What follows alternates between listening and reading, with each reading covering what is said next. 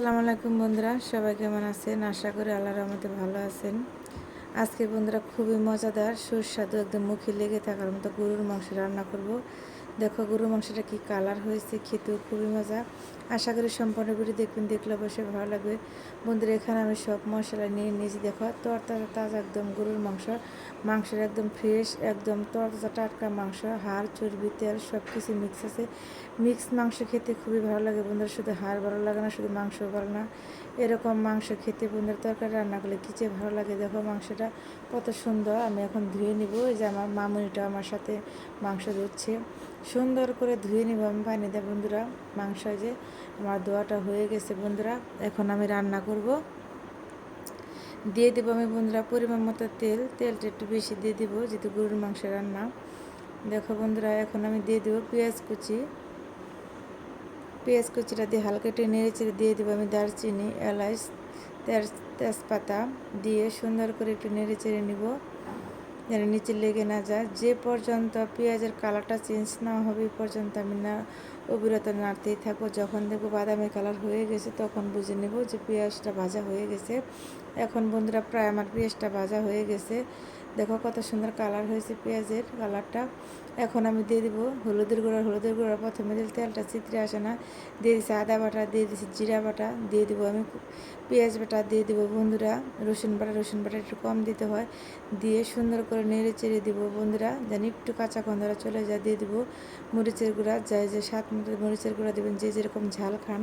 আমি একটু ঝালটা বেশি খাই। দিয়ে দিলাম ধনিয়ার গুঁড়া, দিয়ে একটু হালকা একটু পানি দিয়ে দেবো, জানি মশলাটা কষানি ভালো হয়। মশলাটা নেড়ে চেড়ে দিয়ে সুন্দর করে ঢাকনা ঢেকে রেখে দেবো 10 মিনিটের জন্য।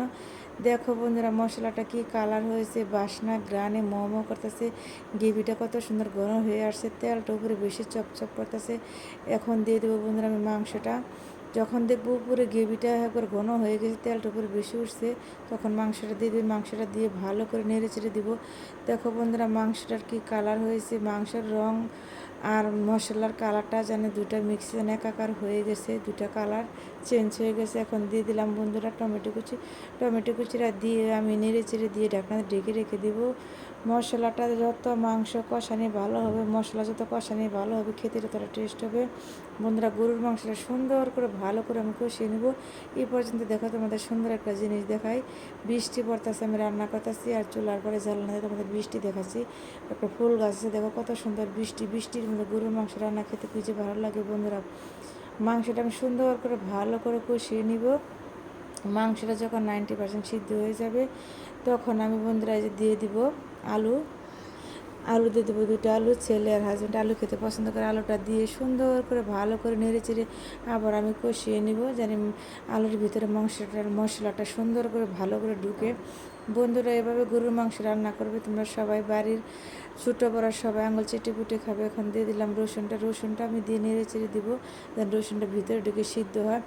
বন্ধুরা এভাবে গরুর মাংস রান্না করবা, দেখবা যে গরুর মাংস নাও খায় সেও খুবই পছন্দ করে। রুটি পরোটা ভাত পোলাও সব কিছুর সাথে এভাবে রান্না করলে খাওয়া যায়। দেখো বন্ধুরা আমার তরকারিটা কী কালার হয়েছে, এরকম রান্না বন্ধুরা খেতে যে কী মজা। এখন বন্ধুরা দারচিনি এলাচ বেটে নিব, দারচিনি এলাচটা আমি লাস্টে দিয়ে দেবো। লাস্টে দিলে কি তরকারিটা সুগ্রান হয়, তরকারিটা খেতে বেশি টেস্ট হয়।